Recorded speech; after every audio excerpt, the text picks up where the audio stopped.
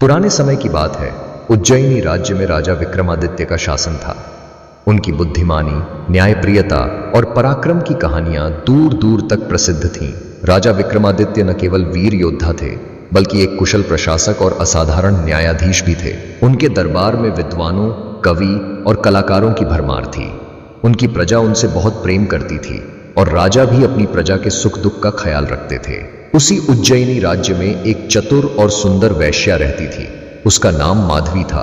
वह केवल अपनी सुंदरता के लिए नहीं, बल्कि अपनी बुद्धिमत्ता और चालाकी के लिए भी जानी जाती थी। माधवी ने जीवन में कई उतार चढ़ाव देखे थे और उसके अनुभवों ने उसे दुनियादारी में माहिर बना दिया था। माधवी का नियम था कि वह केवल उन्हीं लोगों के साथ व्यवहार करती थी जो उसकी शर्तों को मानते थे। उसकी शर्तें भी विचित्र थीं, लेकिन उसकी प्रसिद्धि इतनी थी कि लोग उसे एक बार मिलने के लिए कुछ भी करने को तैयार रहते थे। एक दिन एक धनाढ्य व्यापारी माधवी के पास आया। उसने उसे अपने साथ समय बिताने के लिए कहा। माधवी ने कहा, तुम्हें मेरी एक शर्त माननी होगी। अगर तुम शर्त पूरी कर सके तो मैं तुम्हारे साथ समय बिताऊंगी, अन्यथा तुम्हें अपनी संपत्ति का आधा हिस्सा मुझे देना होगा। व्यापारी ने अपनी संपत्ति पर घमंड करते हुए शर्त मान ली, लेकिन माधवी की चालाकी के आगे वह टिक नहीं सका। उसने जो भी प्रयास किया असफल रहा और अंत में उसे अपनी आधी संपत्ति माधवी को देनी पड़ी। माधवी की चतुराई और चालाकी की चर्चा पूरे उज्जैनी में फैल गई। लोग उसकी प्रशंसा भी करते और उससे डरते भी थे। धीरे धीरे उसकी प्रसिद्धि राजा विक्रमादित्य के कानों तक पहुंची। राजा ने सोचा, माधवी एक साधारण वेश्या है, लेकिन उसकी चतुराई की इतनी चर्चा क्यों हो रही है? मैं स्वयं जाकर इसकी सच्चाई जानूंगा। राजा विक्रमादित्य ने साधारण व्यापारी का रूप धारण किया और माधवी के पास पहुंचे। उन्होंने माधवी से कहा, मुझे तुम्हारे साथ समय बिताने का सौभाग्य चाहिए, क्या तुम मेरी बात मानोगी? माधवी मुस्कुराई और बोली, राजा विक्रमादित्य की नगरी के व्यापारी हो और मेरी शर्तें नहीं जानते? अगर तुम मेरी शर्तें मानते हो तो मैं तुम्हारे साथ समय बिताऊंगी, अन्यथा तुम्हें अपनी आधी संपत्ति मुझे देनी होगी। राजा ने जवाब दिया, मैं तुम्हारी शर्त मानने को तैयार हूं, लेकिन पहले मुझे अपनी बुद्धिमानी से जीतना होगा।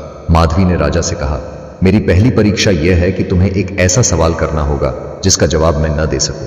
अगर मैं असफल रही तो मैं तुम्हारी शर्त मान लूंगी। राजा ने गहरी सोच में डूबकर एक सवाल पूछा, पृथ्वी पर सबसे मूल्यवान चीज क्या है जो किसी राजा के पास भी नहीं हो सकती? माधवी ने थोड़ी देर सोचा और मुस्कुराते हुए कहा, राजन, सबसे मूल्यवान चीज समय है।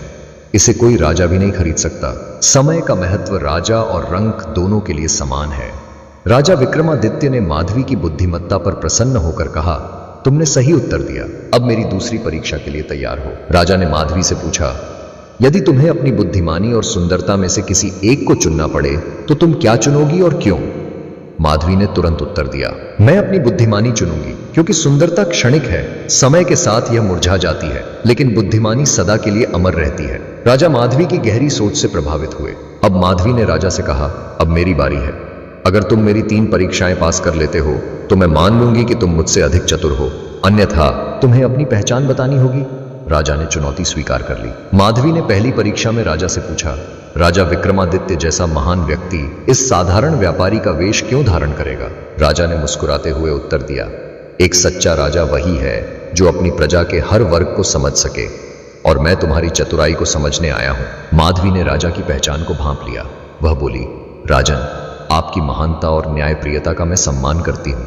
आप मेरे साथ आए और मेरी बुद्धिमानी को परखा, इसके लिए मैं आभारी हूँ। राजा विक्रमादित्य ने माधवी को उज्जैनी में एक सलाहकार का पद देने का प्रस्ताव दिया।